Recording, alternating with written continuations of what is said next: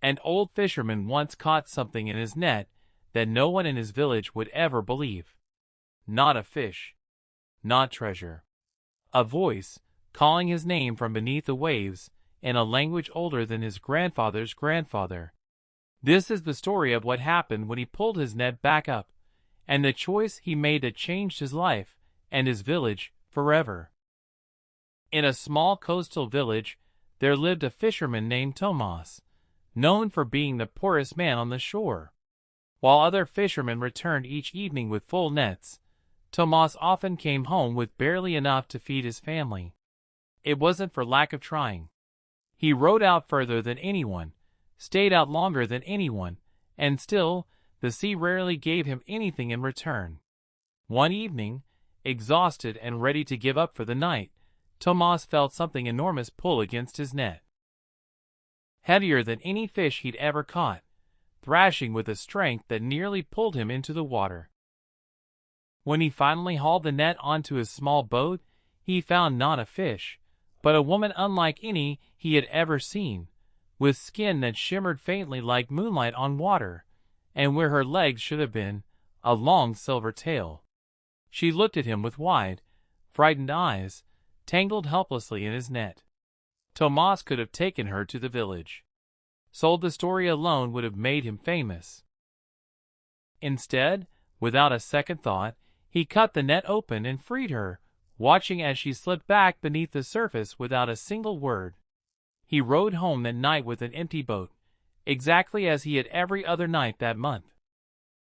The following evening, Tomas rowed out to the same spot out of habit more than hope.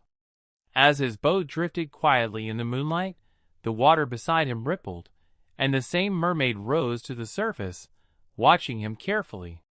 "You could have kept me," she said softly. "Sold me, displayed me, yet you let me go, asking for nothing." Tomas simply shrugged. "You looked more frightened than any fish I've ever caught.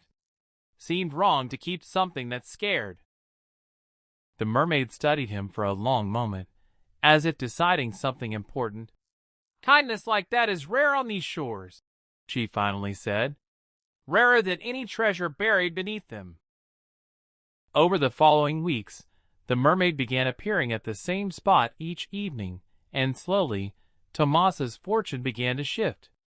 Not through gold falling from the sky, but through her simply guiding him, showing him which waters were rich with fish that season, which currents to avoid, which storms were approaching long before the sky gave any warning.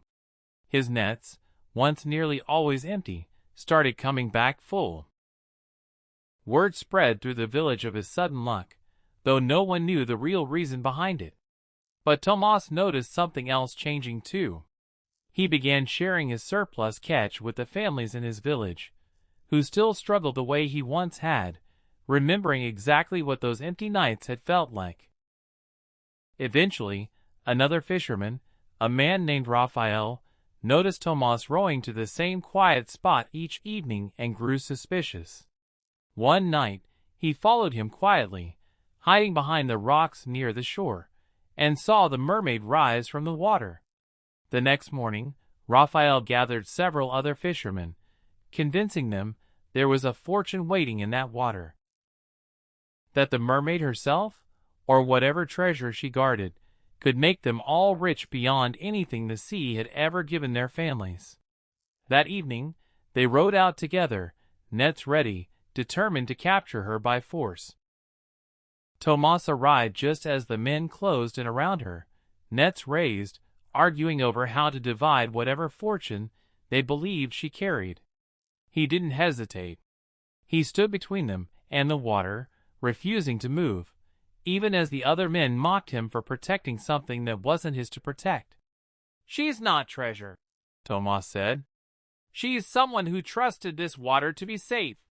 If we break that, we don't deserve anything the sea has ever given any of us." The other fishermen, ashamed under his words, or perhaps simply unwilling to fight a man defending something so plainly undeserving of harm, lowered their nets one by one and rowed back toward shore. Tomas never took more than what his family and his village genuinely needed, sharing the discovery quietly over the years that followed, careful never to let greed repeat the mistake. Raphael